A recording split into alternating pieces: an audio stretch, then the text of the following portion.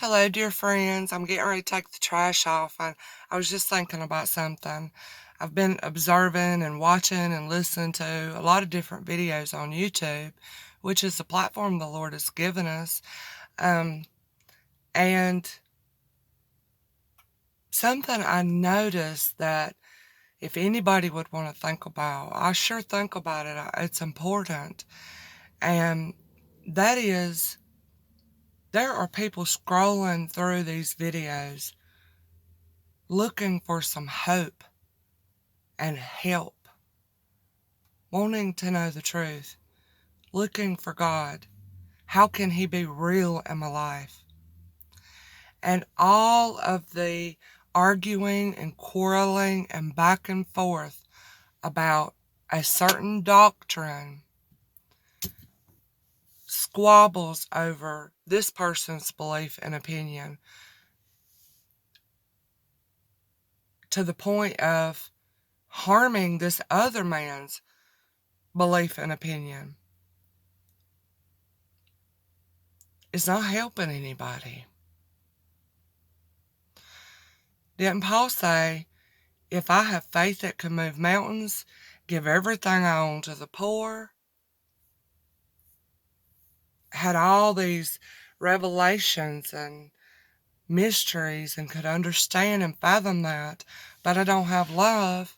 I'm just making noise, you know, because God is love. That's what people need. That's what people need. They're looking for to be loved, to be accepted, valued, that they matter, you know, rather than who's right, who's wrong, and gaining all of this so-called knowledge that puffs people up in pride, you know, that sets himself up and exalts himself over another because he might know more about the scriptures, and stuff like that. I don't understand how anybody listening to that and watching that can take it and actually apply it to their everyday, ordinary life. That's what we need help for. How do I read the scripture and how can it come to life in me? How can I practice it? How can you take that word and apply it? How do I take the word and hide it in my heart so that I might not sin against the Lord? But rather, what you're seeing a lot of, especially look through the comments of these videos, is slander, gossip, high-mindedness, selfish ambition, wanting to be right, wanting to have some sort of position of honor, you know, and praise. And you've got people falling by the wayside because, you know, they don't understand what it means about works, lordship, grace, this, that, and the other. People don't know.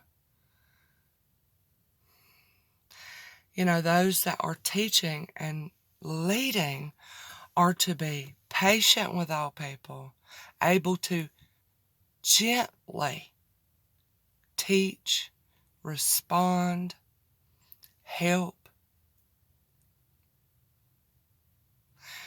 You know, Christ, there is none that has more wisdom than him. There is none that was more perfect than Christ. But what do we find in the scriptures that Christ did? He's our example. He's who we are to imitate. It said he was rich, but he emptied himself. He gave it all up, laid it aside, that he might humble himself. He became poor. He gave up His wisdom and knowledge and perfection, to put himself into the form of a human being, a servant. And why did he do that? So that others would become rich. Others would grow. Others would be helped. That's what the Bible said he did.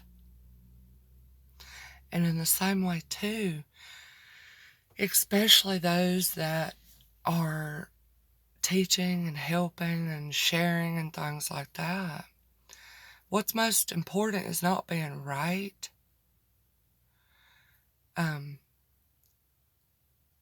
It's that we're able to lay down our life and meet people where they are, humble ourselves, get down on their level, value them, listen to them, care for them,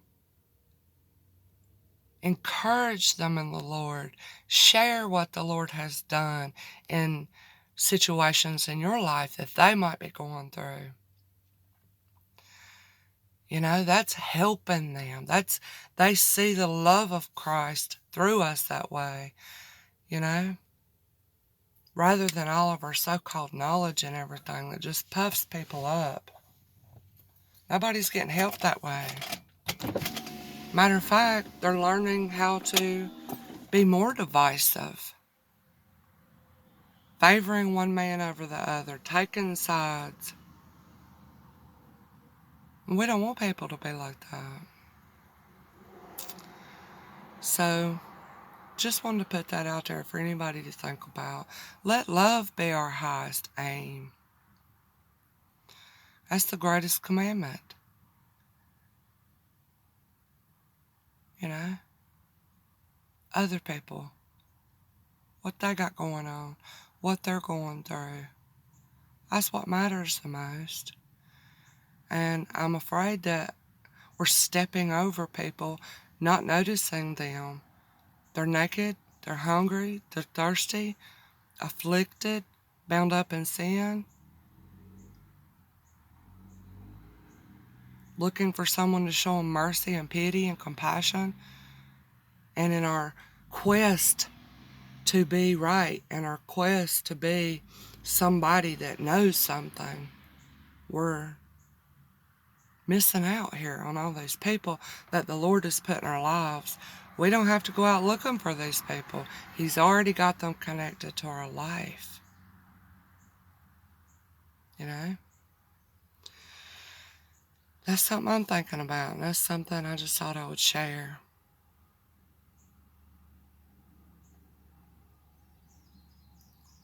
And we need the Lord's help to know how to be a servant and what that looks like and what it means.